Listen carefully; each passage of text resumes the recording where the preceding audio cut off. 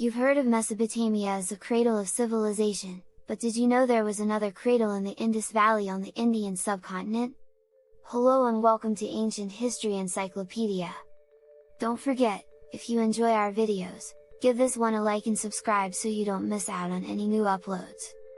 The Indus Valley Civilization, named after the Indus River basin which supported it, was located in what is modern-day Pakistan in northwest India. The civilization is often compared to Egypt and Mesopotamia as being one of the oldest and most significant in the world. It is also known as the Harappan Civilization after the first city that was discovered in modern-day Harappa, and as the Indus-Saraswati Civilization named after the Saraswati River which flowed adjacent to the Indus.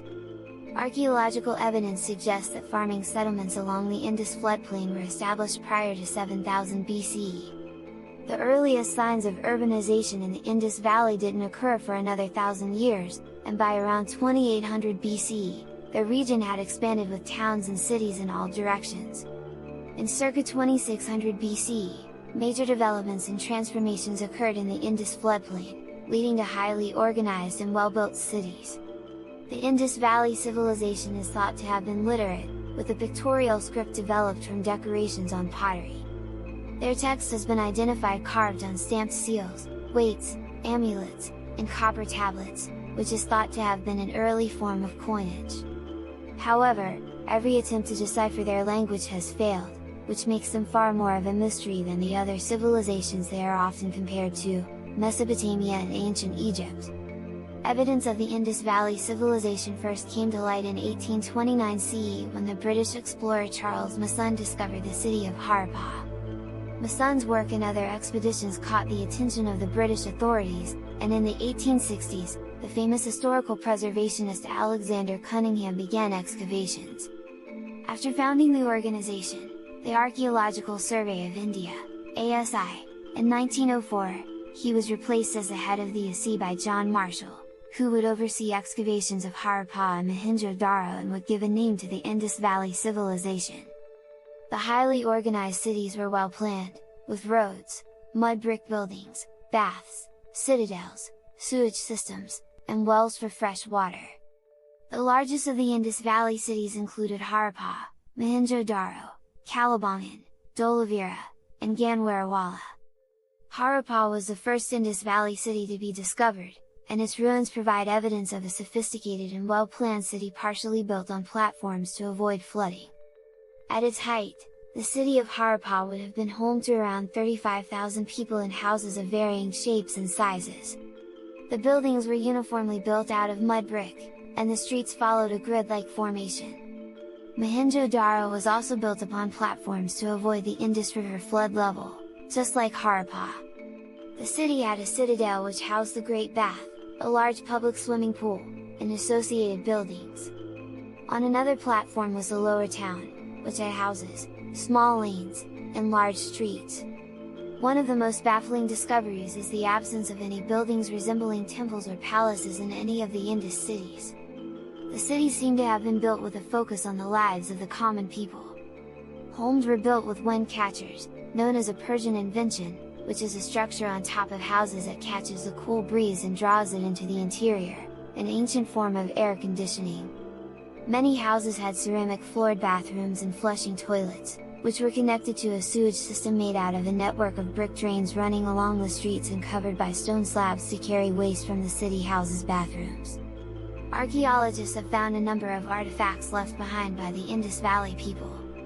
One of the most interesting types of artifacts are the seal stones.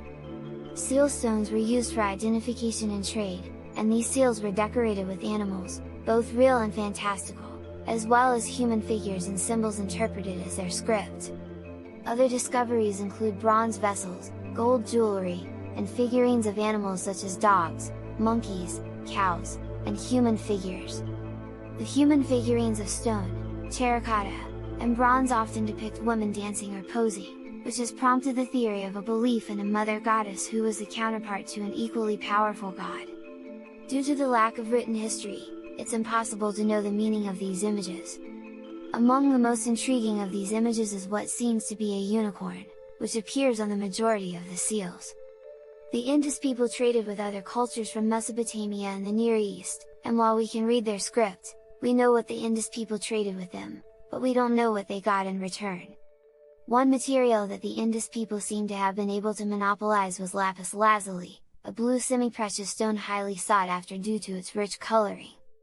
The Indus people traded lapis lazuli, along with gold, tin, copper, semi-precious stones such as agate and carnelian, which were commonly used for beads. The Indus Valley was known by the Mesopotamians as the Mela, and did you know that the famous Cleopatra VII wore lapis lazuli eyeshadow from Mela? The Indus cities had highly skilled artisans, and craft production appears to have been fairly well organized. The craftsmen worked near the source of the raw material and then circulated the goods around the Indus plain. There is also evidence for the use of imported materials such as faience and terracotta, as well as high-quality pottery. The Indus Valley Civilization flourished from around 7000 BCE until it began its decline in circa 1900 BCE.